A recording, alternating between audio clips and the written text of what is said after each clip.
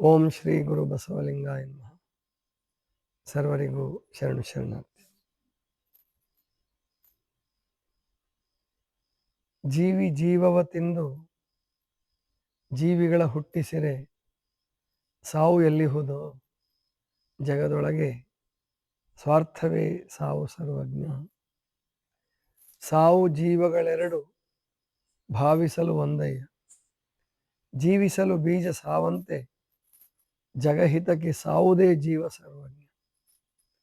ಅಡಿಯ ಮುಂದಿಡೆ ಸ್ವರ್ಗ, ಅಡಿಯ ಹಿಂದಿಡೆ ನರಕ, ಅಡಿಗಶ್ವಮೇಧ ಮೇಧ ಫಲ, ಸ್ವಾಮಿ ಕಾರ್ಯಕ್ಕೆ ಮಡಿಯಲೇಬೇಕು ಸರ್ವಜ್ಞ. ಇದು ಸರ್ವಜ್ಞನ 3 ಮುತ್ತಿನಂತಹ ವಚನಗಳು. ಕೆಲವರಿಗೆ ಈ ವಚನಗಳು ಇದೇನು ವಿಶೇಷ, ಸಾವಿನ ಬಗ್ಗೆ ಹೇಳ್ತಾ ಇದ್ದಾವಲ್ಲ, ಅಮಂಗಲಕಾರಿ ಅಂತ ಅನ್ನಿಸ್ಬೋದು ಯಾರಿಗಾದ್ರು. ಇವತ್ತು ಈ ವಚನ ಹೇಳಕ್ ಕಾರಣ ಏನು ಅಂದ್ರೆ, ಧೀರಜ ಈ ಒಂದು ವಚನ ಹೇಳ್ದ, ಅದಕ್ಕೆ ನನಗೂ ನೆನಪಾಯ್ತು. ಮೊದಲೇ ಏನು ಹೇಳಬೇಕು ಅಂತ ಅನ್ಕೊಂಡು ಬಂದಿರಲಿಲ್ಲ ನಾನು. ನೋಡೋಣ ಅಲ್ಲಿ ಯಾವುದು ಹೊಳೆಯುತ್ತೋ ಅದನ್ನು ಹೇಳೋಣ ಅಂದ್ಕೊಂಡು ಬಂದಿದ್ದೆ.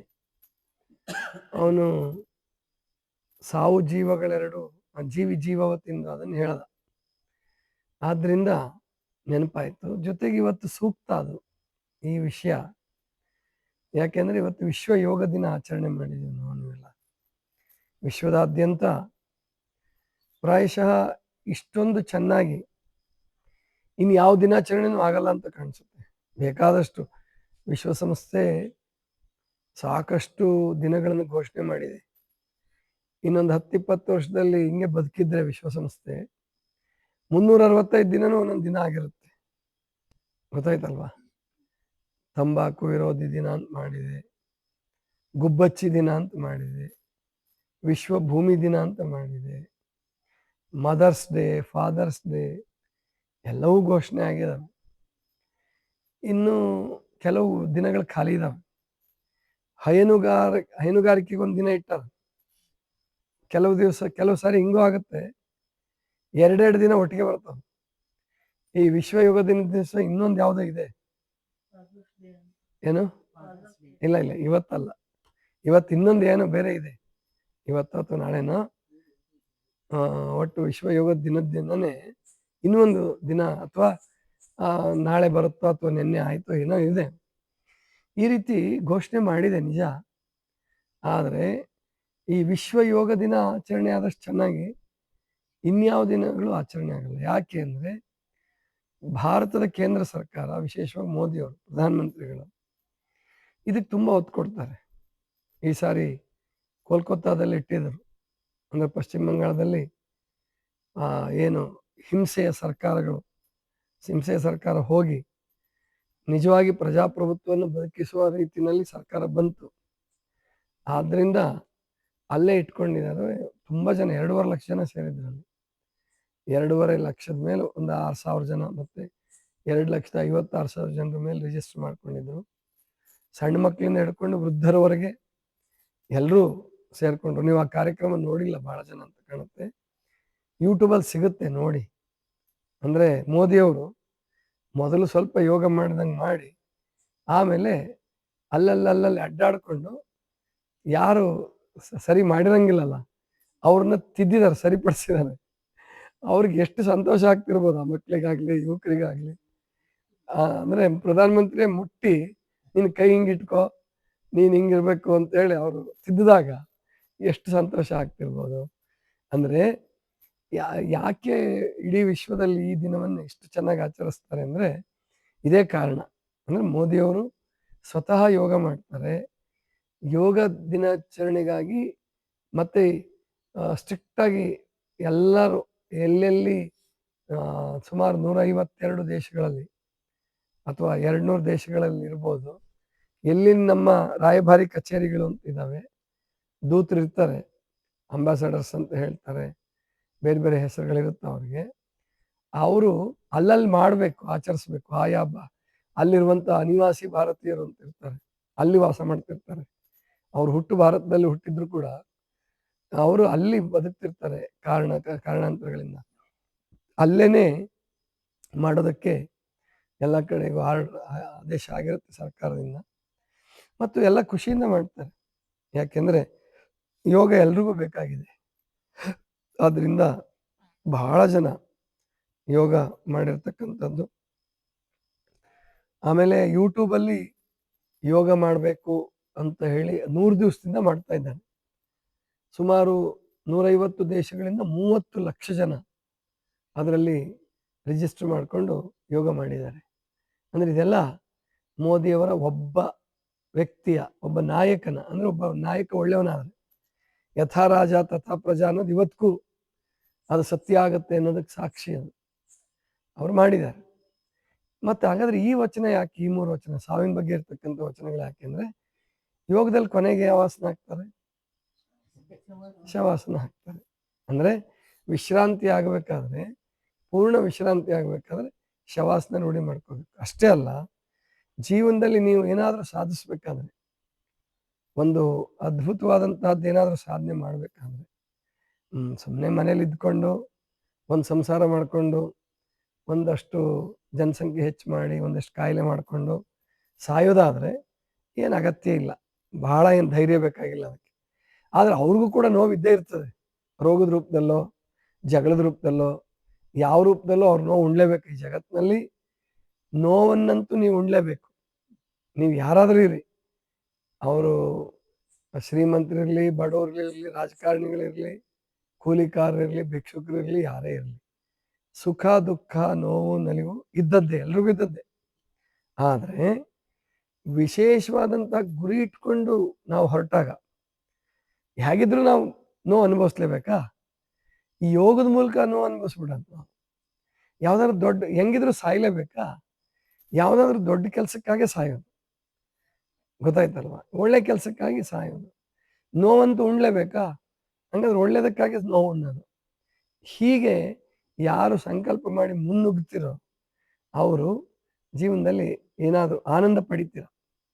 ಈ ಜೀವನದ ಆನಂದ ಸಿಗ್ಬೇಕಾದ್ರೆ ನೀವು ಮುನ್ನುಗ್ಗಬೇಕು. ಸುಮ್ಮನೆ ಈಗ ಇಲ್ಲಿ ಉಪವಾಸಕ್ಕೆ ಬಂದಿದ್ದೀರಲ್ಲ, ಇದು ಒಂದು ಧೈರ್ಯ, ದಿಟ್ಟ ನಿರ್ಧಾರನೇ ಇದು. ಇದೇನು ಸಾಮಾನ್ಯ ಅಲ್ಲ, ಇದು ಒಂದು ಯೋಗನೇ. ಅಂದರೆ ಹಾಸ್ಪಿಟ್ಲ್ಗಳಿದ್ದಾವೆ, ಕೆಲವರು ಮನೆಯವರು ಒಪ್ತಿರ್ಬೋದು, ಒಪ್ಲಿಕ್ಕಿಲ್ಲ. ಹೆಂಡತಿ ಬರ್ಬೇಕು ಅಂದ್ರೆ ಗಂಡ ಒಪ್ಪಿರಲ್ಲ, ಗಂಡ ಬರ್ಬೇಕು ಅಂದ್ರೆ ಹೆಂಡತಿ ಒಪ್ಪಿರಲ್ಲ. ಕೆಲವು ಸಾರಿ ಇಬ್ರು ಬರ್ತಾರೆ. ಇವೆಲ್ಲ ನಡಿಬೇಕಾದ್ರೆ ಇದು ಸುಮ್ಮನೆ ಆಗುವಂಥದ್ದಲ್ಲ, ಇದು ಯೋಗನೇ. ಅದೇ ತರಹ ನೀವು ಏನನ್ನೇ ಸಾಧಿಸ್ಬೇಕಾದ್ರೂ ಕೂಡ ಯೋಗ ಮಾಡಲೇಬೇಕು. ಯೋಗ ಮಾಡಿದರೆ ಮಾತ್ರ ಸಾಧ್ಯ ಆಗುತ್ತೆ. ಹಾಗೆ ಕೊನೆಯದು ಅಂದರೆ ಸಾವು. ಎಲ್ರಿಗೂ ಬಂದೇ ಬರ್ತದೆ, ಯಾರಿಗೂ ಬಿಡಲ್ಲ. ಅವನು ಬೇಕಾದಂಥ ಕೋಟ್ಯಾಧೀಶ ಇದ್ರು ಅವನೇನು ಪರಮಾತ್ಮನ ವಿರುದ್ಧವಾಗಿ ಇಚ್ಛೆ ಮೀರಿ ಬದುಕಕ್ಕಾಗಲ್ಲ. ಅವನು ಬೇಕಾದಂಥ ಡಾಕ್ಟರ್ ಇರಲಿ, ವಿದ್ಯಾವಂತ ಇರಲಿ, ಯಾರೂ ಬದುಕಕ್ಕಾಗಲ್ಲ. ಸಾಯೋದಂತೂ ಸಾಯೋದು. ಆದರೆ ಸಾವು ಹೇಗಿರ್ಬೇಕು ಅನ್ನೋದನ್ನು ಸರ್ವಜ್ಞ ಹೇಳ್ಕೊಡ್ತಾನೆ. ಅದನ್ನು ನಾವು ತಿಳ್ಕೊಬೇಕು. ಅದಕ್ಕೆ ನೀವೇನೇ ಸಾಧಿಸೋಕೆ ಹೊರಟರು, ಈಗ ಉಪವಾಸದ್ದು, ಈಗ ನೀವು ನಿಮಗೆ ಮೊದಲು ಉಪವಾಸ ಮಾಡಿದಾಗ ಖುಷಿ ಆಗುತ್ತೆ, 3 ದಿವಸ ಕಷ್ಟ ಆಗುತ್ತೆ. ಆನಂತರ ಹೊಂದ್ಕೊಂಡ್ಬಿಡ್ತೀರ ಉಪವಾಸಕ್ಕೆ. ಹೊಂದ್ಕೊಂಡ ಮೇಲೂ ಕೂಡ ಒಂದು 3 ತಿಂಗಳು ಅಷ್ಟೇ ನೀವು ಚೆನ್ನಾಗಿರೋದು. ಆಮೇಲೆ ನಾವು ಹೇಳಿದ್ದ ನಿಯಮಗಳನ್ನು ನೀವು ಪಾಲಿಸದೆ ಹೋದರೆ ಮತ್ತೆ ನಿಮ್ಗೆ ಯಾವುದೋ ರೂಪದಲ್ಲಿ ಕಾಯಿಲೆಗಳು ಬಂದ್ಬಿಡ್ತವೆ. ಅದಕ್ಕೆ ಕೆಲವ್ರು ಏನಂತಾರೆ, ಅಯ್ಯೋ ಇಷ್ಟೆಲ್ಲ ಮಾಡಿದ್ರು ಏನಿದೆ ಅಂತ ತಪ್ಪಂಗಿಲ್ಲ ಬಿಡ, ಉಂಡೆ ಸಾಯನ ಅಂತ ಹೊರಡ್ಬಿಡ್ತಾರೆ. ಗೊತ್ತಾಯ್ತಲ್ವ? ಹಂಗೆ ಮಾಡಬಾರ್ದು. ಈ ನೀವೇನು ನಿಯಮಗಳನ್ನು ಕಲ್ತಿರ್ತೀರೋ ಅದನ್ನು 3 ತಿಂಗಳು, 6 ತಿಂಗಳು, ವರ್ಷ, ಅಂದರೆ ರಾತ್ರಿ ಊಟ ಬಿಡೋಕ್ಕೆ ಹೇಳಿರ್ತೀವಿ ಕೆಲವರಿಗೆ ಬೆಳಗ್ಗೆ ತಿಂಡಿ ಬಿಡೋಕ್ಕೆ ಅನುಕೂಲ ಇರುತ್ತೆ, ರಾತ್ರಿ ಊಟ ಮಾಡಬೇಕು ಅನಿಸುತ್ತೆ, ಮಾಡ್ಬೋದು. ಹೀಗೆ ಒಂದೊತ್ತಾದರೂ ಬಿಟ್ಟು 2 ಹೊತ್ತು ರೂಢಿಸ್ಕೊಂಡ್ರೆ ಅದರಲ್ಲೇ ಎಷ್ಟು ನೀವು ಆನಂದ ಕಾಣ್ತೀರ. ಹೆಂಗಿದ್ರು ಕಾಯಿಲೆಗಳು ಬಂತು, ಇನ್ನೇನು ಮಾತ್ರೆ ನುಂಗೋದು, 3 ಹೊತ್ತು ತಿನ್ನೋದು, ಸಿಕ್ಕಾಗಿ ತಿನ್ನೋದಂದರೆ ಮೊದಲಿಗಿಂತ ದುಃಖಿಗಳಾಗ್ತೀರ, ನೀವು ಮೊದಲಿಗಿಂತ ದಪ್ಪ ಆಗ್ತೀರ. ಅದಕ್ಕೆ ಇಲ್ಲಿ ನಾವು ಹೇಗೆ ಬದುಕಬೇಕು, ಹೇಗಿರಬೇಕು ಅಂತಕ್ಕಂಥದ್ದನ್ನು ಚೆನ್ನಾಗಿ ಅರ್ಥ ಮಾಡ್ಕೊಳ್ಬೇಕು, ಅದನ್ನು ಅನುಷ್ಠಾನ ಮಾಡಬೇಕು. ಅದೇ ಯೋಗ. ಅದಕ್ಕೆ ಮೋದಿಜಿಯವರು ಇವತ್ತು ಹೇಳಿದ್ರು ಏನಂದರೆ, ಯೋಗ ಅಂದರೆ ಒಂದು ದಿವಸಕ್ಕಲ್ಲ, 365 ಯೋಗ ಅಂತ ಮಾಡ್ಕೊಳ್ಳಿ ಅಂತ ಹೇಳ್ತಾ ಇದ್ರು. ನಾನು 365 ಡೇಸ್, 365 ದಿನನೂ ಯೋಗ ಮಾಡಿ, ಅದರಲ್ಲೊಂದು 65 ದಿನ ತಪ್ಪಿದ್ರೆ ತಪ್ಪಲಿ. ಅಂದರೆ ಯಾವುದೋ ಊರಿಗೆ ಹೋಗಿರ್ತಿರೋ ಅಥವಾ ವಿಶ್ರಾಂತಿನೋ, ತಡವಾಗಿ ಎಚ್ಚರ ಆಯಿತು, ಬೇರೆ ಬೇರೆ ಕಾರಣಕ್ಕೆ ನೀವು 65 ದಿವಸ ತಪ್ಪಿಸಿದ್ರು ಪರವಾಗಿಲ್ಲ. 300 ದಿನನಾದರೂ ಮಾಡಲೇಬೇಕು. ಹಾಗೆ ಮಾಡಿದರೆ ನಿಮ್ಮ ಜೀವನದಲ್ಲಿ ಖಂಡಿತ ಬದಲಾವಣೆ, ಎಲ್ಲರ ಜೀವನದಲ್ಲೂ ಬದಲಾವಣೆ ಬಂದೇ ಬರ್ತದೆ. ಅದರಲ್ಲಿ ಸರ್ವಜ್ಞ ಹೇಳೋದೇನೆಂದರೆ ಸಾವು ಅನಿವಾರ್ಯ, ಎಲ್ರಿಗೂ ಸಾವು ಅನಿವಾರ್ಯ. ಅವನ ಚಿಂತನೆ ಎಷ್ಟು ಅದ್ಭುತವಾಗಿದೆ ನೋಡಿ ಸರ್ವಜ್ಞಂದು. ಸಾವು ಜೀವಗಳೆರಡು ಭಾವಿಸಲು ಒಂದಯ್ಯ, ಜೀವಿಸಲು ಬೀಜ ಸಾವಂತೆ, ಜಗಹಿತಕ್ಕೆ ಸಾವುದೇ ಜೀವ ಸರ್ವಜ್ಞ.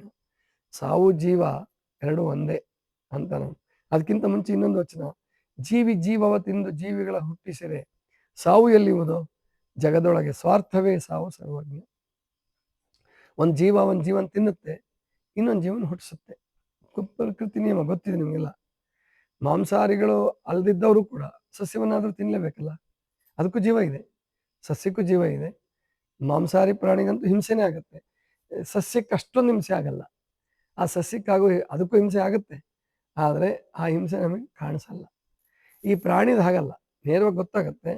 ಜೊತೆಗೆ ಮಾನವನ ಜೀರ್ಣಾಂಗಗಳೇನಿದವಲ್ಲ, ಆ ಜೀರ್ಣಾಂಗಗಳನ್ನ ಅಧ್ಯಯನ ಮಾಡಿದ್ರೆ ಇದು ಮಾಂಸಾಹಾರಕ್ಕೆ ಯೋಗ್ಯವಾದ ಜೀರ್ಣಾಂಗಗಳಲ್ಲ ಮನುಷ್ಯಂದು. ಯಾವುದೇ ಇರಲಿ, ಯಾರೇ ಇರಲಿ, ಅವನು ಮುಸಲ್ಮಾನ ಇರಲಿ, ಕ್ರಿಶ್ಚಿಯನ್ ಇರಲಿ, ನಾಸ್ತಿಕ ಇರಲಿ, ಆಸ್ತಿಕ ಇರಲಿ, ಜೀರ್ಣಾಂಗ ವ್ಯವಸ್ಥೆ ಏನಿದೆ ಅನ್ನನಾಳದಿಂದ ಹಿಡ್ಕೊಂಡು ಗುದದ್ವಾರದವರೆಗೆ, ಬಾಯಿಂದ ಹಿಡ್ಕೊಂಡು ಗುದದ್ವಾರದವರೆಗೆ ಒಂದೇ ಥರ ಇದೆ. ಹೆಚ್ಚು ಕಡಿಮೆ ಸ್ವಲ್ಪ ಅಲ್ಲಿ ಒಳಗಡೆ ವ್ಯತ್ಯಾಸಗಳಿರ್ಬೋದು. ಕೆಲವರಿಗೆ ಜೀರ್ಣಕ್ರಿಯೆ ಜಾಸ್ತಿ ಇರ್ಬೋದು, ಕೆಲವ್ರಿಗೆ ಕಡಿಮೆ ಇರ್ಬೋದು, ಇಷ್ಟೇ ವ್ಯತ್ಯಾಸ. ಆ ಜೀರ್ಣಾಂಗಗಳ ವ್ಯೂಹ ಏನಿದೆ, ಡೈಜೆಸ್ಟಿವ್ ಸಿಸ್ಟಮ್ ಏನಿದೆ, ಅದು ಒಂದೇ ಥರ ಇದೆ. ಆದ್ದರಿಂದ ಮಾಂಸಾಹಾರ ಮಾಡೋ ಅಗತ್ಯ ಇಲ್ಲ. ಜೀವಿ ಜೀವವ ತಿಂದು ಜೀವಿಗಳ ಹುಟ್ಟಿಸಿರೆ ಸಾವು ಎಲ್ಲಿಹುದು ಜಗದೊಳಗೆ, ಸ್ವಾರ್ಥವೇ ಸಾವು ಸರ್ವಜ್ಞ. ಒಂದು ಜೀವನ ತಿನ್ನುತ್ತೆ, ಇನ್ನೊಂದು ಜೀವನ ಹುಟ್ಟಿಸುತ್ತೆ. ಹಾಗಾದ್ರೆ ಸಾವೇ ಇಲ್ಲ ಅಂತ ಸರ್ವಜ್ಞ. ಸಾವೇ ಇಲ್ಲ. ನಿಮ್ಮ change of body, change of life, ನೀವು ಮುಂದಿನ ಜನ್ಮಕ್ಕೆ ಹೋಗ್ಲೇಬೇಕು. ಮುಂದಿನ ಜೀವನ ಯಾವುದಂತೂ ಗೊತ್ತಿಲ್ಲ, ಸೀಕ್ರೆಟಾಗಿ ಇಟ್ಟಿದ್ದಾನೆ, ಆದ್ರೆ ಹೋಗ್ಲೇಬೇಕು ನಾವು. ಆದ್ದರಿಂದ ಸಾವು ಹುಟ್ಟುಗಳನ್ನು ತಪ್ಪಿಸ್ಕೊಳ್ಳೋ ಚಕ್ರ ಅದು 12ನೇ ಶತಮಾನ ಶರಣರಿಗೆ ತಪ್ಪಿತು, ಸಿದ್ಧಲಿಂಗೇಶ್ವರರಿಗೆ ತಪ್ಪಿರ್ಬೋದು, ಷಣ್ಮುಖ ಶಿವಗಳಿಗೆ ತಪ್ಪಿರ್ಬೋದು, ಸರ್ವಜ್ಞಂಗೆ ತಪ್ಪಿರ್ಬೋದು. ಕೆಲವ್ರಿಗೆ ಎಲ್ಲೋ ಒಬ್ಬೊಬ್ರಿಗೆ, ಕೋಟಿಗೊಬ್ರಿಗೆ ತಪ್ಪಿರುತ್ತೆ. ಬಾಕಿಯವರೆಲ್ಲರೂ ಹುಟ್ಟಲೇಬೇಕು, ಸಾಯಲೇಬೇಕು. ಅದಕ್ಕೆ ಯಾಕಪ್ಪ ಸಾವೇ ಇಲ್ಲ ಜಗತ್ತಿನಲ್ಲಿ ಅಂತ ಅಂದ್ಬಿಡ್ತಾನೆ ನಾನು. ಜೀವಿ ಜೀವವ ತಿಂದು ಜೀವಿಗಳ ಹುಟ್ಟಿಸಿರೆ ಸಾವು ಎಲ್ಲಿಯುವುದೋ, ಹಾಗಾದ್ರೆ ಸಾವು ಯಾವುದು ಜಗತ್ತಿನಲ್ಲಿ? ಜಗದೊಳಗೆ ಸ್ವಾರ್ಥವೇ ಸಾವು ಸರ್ವಜ್ಞ. ಎಂತ ಅದ್ಭುತ ಮಾತು ಹೇಳ್ತಾನೆ. ನಾನು ಸ್ವಾರ್ಥಿಯಾಗಿ ಇನ್ನೊಬ್ಬರಿಗೆ ತೊಂದರೆ ಕೊಟ್ರೆ, ಇನ್ನೊಬ್ರಿಗೆ ನೋವು ಕೊಟ್ರೆ, ಅವನಿಗೆ ಅಯ್ಯೋ ಅನ್ಸಿದ್ರೆ, ಇನ್ನೊಬ್ರದ್ದು ಕಿತ್ಕೊಂಡ್ರೆ ಅದು ಸ್ವಾರ್ಥ. ಅಥವಾ ಬೇಕಾದವ್ರನ್ನೇ, ಗಂಡ ಹೆಂಡತಿಯನ್ನ, ಹೆಂಡತಿ ಗಂಡನನ್ನ, ಅಥವಾ ಮಕ್ಕಳು ತಾಯಿ ತಂದೆಗಳನ್ನ ತಮ್ಮ ಸ್ವಾರ್ಥಕ್ಕಾಗಿ ಉಪಯೋಗಿಸ್ಕೊಂಡು ಅವ್ರಿಗೆ ಹಿಂಸೆ ಕೊಟ್ರೆ ಅದು ಸ್ವಾರ್ಥ. ಅವ್ರು ಬದುಕಿದ್ರು ಸತ್ತಂಗೆ ಅಂತ ಸರ್ವಜ್ಞ. ಸ್ವಾರ್ಥಗಳೇ ಸಾವು, ಸ್ವಾರ್ಥವೇ ಸಾವು ಸರ್ವಜ್ಞ. ಇನ್ನು ಮುಂದಕ್ಕೆ ಹೇಳ್ತಾನೆ, ಸಾವು ಜೀವಗಳೆರಡು ಭಾವಿಸಲು ಒಂದಯ್ಯ, ಜೀವಿಸಲು ಬೀಜ ಸಾವಂತೆ, ಜಗಹಿತಕ್ಕೆ ಸಾವುದೇ ಜೀವ ಸರ್ವಜ್ಞ. ಸಾವು ಜೀವ ವಿಚಾರ ಮಾಡಿ ನೋಡಿದ್ರೆ ಎರಡು ಒಂದೇ, ಬೇರೆ ಬೇರೆ ಅಲ್ಲ. ಸಾವು ಜೀವಗಳೆರಡು ಭಾವಿಸಲು ಒಂದಯ್ಯ, ಜೀವಿಸಲು ಬೀಜ ಸಾವಂತೆ, ಜಗಹಿತಕ್ಕೆ ಸಾವುದೇ ಜೀವ ಸರ್ವಜ್ಞ. ಜಗತ್ತಿನ ಹಿತಕ್ಕಾಗಿ, ಇನ್ನೊಬ್ಬರಿಗೆ ಯಾರಿಗೋ ಒಳ್ಳೇದು ಮಾಡೋದಕ್ಕಾಗಿ, ದೇಶಕ್ಕೆ ಸ್ವಾತಂತ್ರ್ಯ ತಂದುಕೊಡೋಕ್ಕಾಗಿ ಕೋಟಿ ಕೋಟಿ ಜನ ಬಲಿದಾನ ಮಾಡಿಕೊಂಡ್ರು ನಮ್ಮ ದೇಶಕ್ಕೆ ಸ್ವಾತಂತ್ರ್ಯ ತಂದುಕೊಡೋಕ್ಕೆ. ಅವರು ಸತ್ರು ಬದುಕಿದ್ದ ಹಾಗೆ ಇವತ್ತು ನಾವು ನೆನೆಸ್ತೀವ ಇಲ್ವ ಅವ್ರನ್ನ? ಮತ್ತು ಒಳ್ಳೆ ಜನ್ಮ ಬರ್ತದೆ ಅವ್ರಿಗೆ, ಖಂಡಿತ ಒಳ್ಳೆ ಜನ್ಮ ಬರ್ತದೆ. ಒಳ್ಳೆ ಉದ್ದೇಶಕ್ಕಾಗಿ ಯಾರು ಸಾಯ್ತಾರೋ ಅವ್ರಿಗೆ ಒಳ್ಳೆ ಜನ್ಮ ಒಂದೇ ಬರ್ತದೆ. ಆದ್ದರಿಂದ ಸಾವು ಜೀವಗಳೆರಡು ಭಾವಿಸಲು ಒಂದಯ್ಯ, ಜೀವಿಸಲು ಬೀಜ ಸಾವಂತೆ. ಬೀಜ ಮುಂದಿಂದಕ್ಕೆ ಬದುಕಬೇಕು ನಾನು ಅಂತ ಹೇಳಿ ಇವತ್ತು ಸಾಯಕ್ಕೆ ಸಿದ್ಧವಾಗುತ್ತದು. ಅಂದರೆ ಮಣ್ಣಲ್ಲಿ ಬಿದ್ದು ಅದು ಮಣ್ಣು ಮುಚ್ಕೊಂಡು ಸಾಯಕ್ಕೆ ಸಿದ್ಧವಾಗಬೇಕದು. ಸಾಯಕ್ಕೆ ಸಿದ್ಧವಾದರೆ ಅದು ಎಂದೆಂದೂ ಬದುಕುತ್ತೆ. ಅಂದರೆ ಗಿಡವಾಗಿ, ಸಸಿಯಾಗಿ, ಗಿಡವಾಗಿ, ಮರವಾಗಿ ಬದುಕುತ್ತೆ. ಒಂದು ವೇಳೆ ನಾನು ಸಾಯಕ್ಕೆ ಸಿದ್ಧ ಇಲ್ಲ ಅಂತ ಬೀಜ ಸ್ಟ್ರೈಕ್ ಮಾಡ್ತಂತ ಇಟ್ಕೊಳ್ಳಿ, ನಾನು ಸಾಯಲ್ಲಪ್ಪ, ನಾನು ಮಣ್ಣಲ್ಲಿ ಬೀಳಲ್ಲ, ಆದರೂ ಅದು ಸಾಯಲೇಬೇಕು. ಮನುಷ್ಯರಾದರೂ ತಿಂದು ಮುಗಿಸ್ತಾರೆ, ಇಲ್ಲ ಹುಳ ಆದರೂ ತಿಂದು ಮುಗಿಸ್ತಾವೆ, ಹೇಗಾದರೂ ಸಾಯಲೇಬೇಕು. ಆದ್ದರಿಂದ ಭೂಮಿಯಲ್ಲಿ ಬಿದ್ದು ಸತ್ತರೆ, ಅಂದರೆ ಒಳ್ಳೆಯದಕ್ಕಾಗಿ ಸತ್ತರೆ, ನಿಸ್ವಾರ್ಥಿಗಳಾಗಿ ಜಗತ್ತಿನ ಹಿತಕ್ಕಾಗಿ ಸತ್ತರೆ ಅದು ಸಾವೇ ಅಲ್ಲ ಅಂತಾನೆ. ಜಗಹಿತಕ್ಕಾಗಿ ಸಾವುದೇ ಜೀವ ಸರ್ವಜ್ಞ. ಮುಂದೆ ಹೇಳ್ತಾನೆ, ಅಡಿಯ ಮುಂದೆಡೆ ಸ್ವರ್ಗ. ಅಡಿಯ ಹಿಂದೆಡೆ ನರಕ. ಅಡಿಗೆ ಅಶ್ವಮೇಧ ಫಲ. ಸ್ವಾಮಿ ಕಾರ್ಯಕ್ಕೆ ಮಡಿಯಲೇಬೇಕು ಸರ್ವಜ್ಞ. ಅಡಿಯ ಮುಂದಿಡೆ ಸ್ವರ್ಗ. ಅಂದ್ರೆ ಏನಾದ್ರು ಒಂದು ಸಾಧಿಸಕ್ಕೆ ಹೊರಡ್ತೀವಿ ನಾವು, ಆವಾಗ ಭಯ, ಹೆದರಿಕೆ, ಎದುರಿಸೋರು ಬರ್ಬೋದು, ಬೇರೆ ಬೇರೆ ತೊಂದರೆಗಳು ಬರ್ಬೋದು, ಬೇಕಾದಷ್ಟು ಹಾನಿ ಆಗ್ಬೋದು, ಕಡೆಗೆ ಜೀವನೇ ಹೋಗ್ಬೋದು. ಆದರೆ ಸರ್ವಜ್ಞ ಹೇಳ್ತಾನೆ ಅಡಿಯ ಮುಂದಿಡೆ ಸ್ವರ್ಗ. ಒಂದೊಂದು ಹೆಜ್ಜೆನು ಮುಂದಿಡ್ತಾ ಹೋಗಿ ಅದು ಸ್ವರ್ಗ. ಅಡಿಯ ಹಿಂದಿಡೆ ನರಕ. ಅಡಿಯನ್ನ ಹಿಂದಿಟ್ರೆ ಅದೇ ನರಕ. ಅಡಿಗೆ ಅಶ್ವಮೇಧ ಫಲ. ಒಂದೊಂದು ಅಡಿ ಇಡು, ಅಶ್ವಮೇಧ ಯಾಗ ಮಾಡಿ ಏನು ಫಲ ಪಡಿತಿದ್ರು ಅವರು, ಪಡಿತಿದ್ರೋ ಬಿಡ್ತಿದ್ರೋ ಗೊತ್ತಿಲ್ಲ, ಬರೆದಿದ್ದಾರೆ. ಆದರೆ ಅದಕ್ಕಿಂತ ದೊಡ್ಡ ಫಲ ನಿನಗೆ ಸಿಗತ್ತಪ್ಪ. ಅಡಿಗೆ ಒಂದೊಂದು ಅಡಿಗೆ ಒಂದೊಂದು ಅಶ್ವಮೇಧ ಮಾಡಿದ, ಯಾಗ ಮಾಡಿದ ನಿನ್ನ ಪುಣ್ಯ, ಧೈರ್ಯ ಮತ್ತು ಅಂತಹ ಫಲ ಪ್ರಾಪ್ತಿ ಆಗತ್ತೆ. ನೀ ಮುನ್ನುಗ್ಗಬೇಕು ಅನ್ನುವ ಮಾತನ್ನು ಹೇಳ್ತಾರೆ. ಇದಿಷ್ಟು ಇವತ್ತಿನ ಚಿಂತನ. ಸರ್ವರಿಗೂ ಶರಣ ಶರಣ.